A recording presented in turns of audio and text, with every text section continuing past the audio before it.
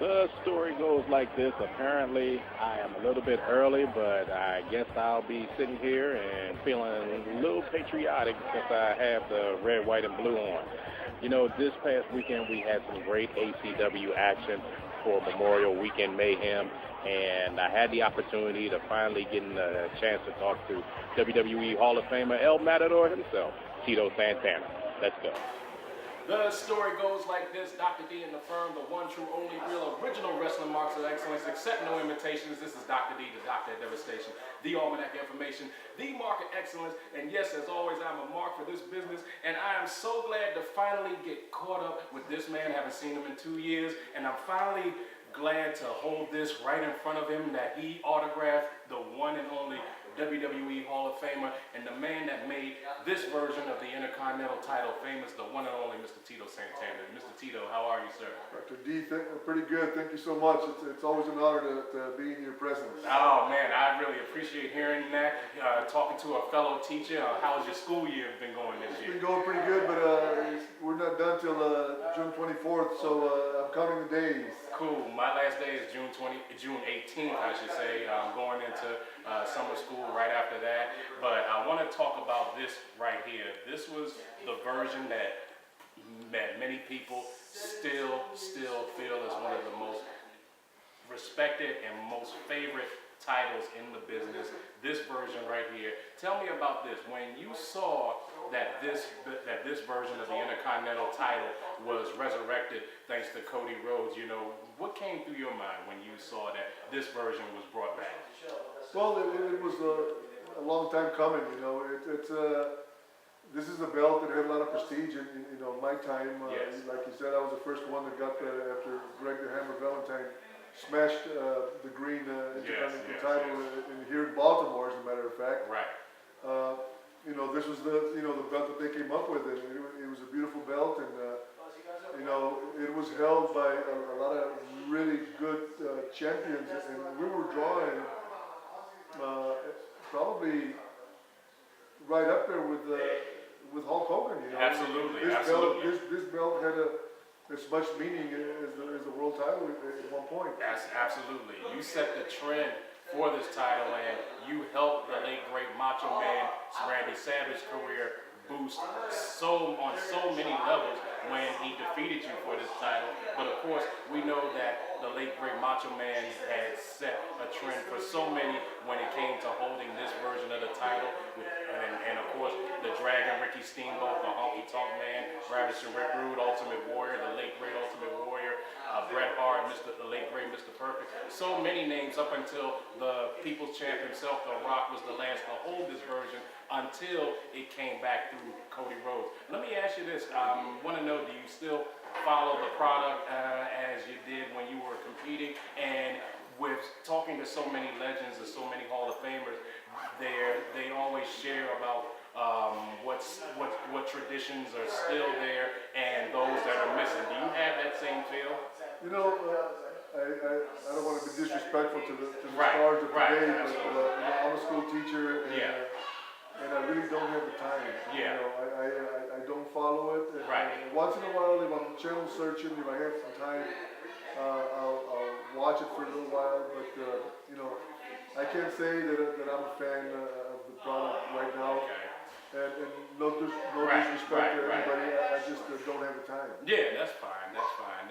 So when you come to the independent shows and the local talent ask for your advice, you know, what kind of advice do you generally share as you go from town to town to work with some of these talents? Well, you know, it's very difficult to make it to, there's only one company right now, it's the WWE. Yes.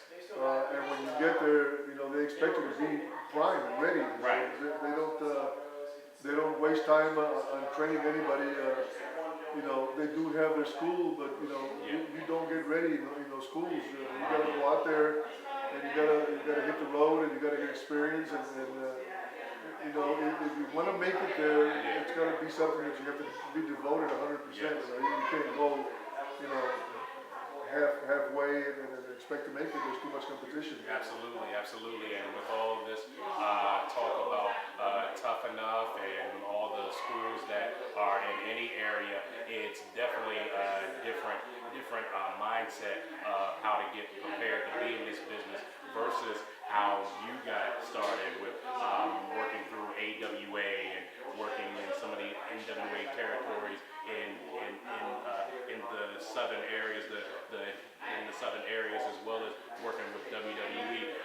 When you look back at your career, being Intercontinental Champion, being Tag Team Champion, even the old AWF, I forgot to bring my AWF DVD because I used to watch the Warriors of Wrestling. I remember that you brought that title. Tell us about, real quick, the American Wrestling Federation. How did that all come about?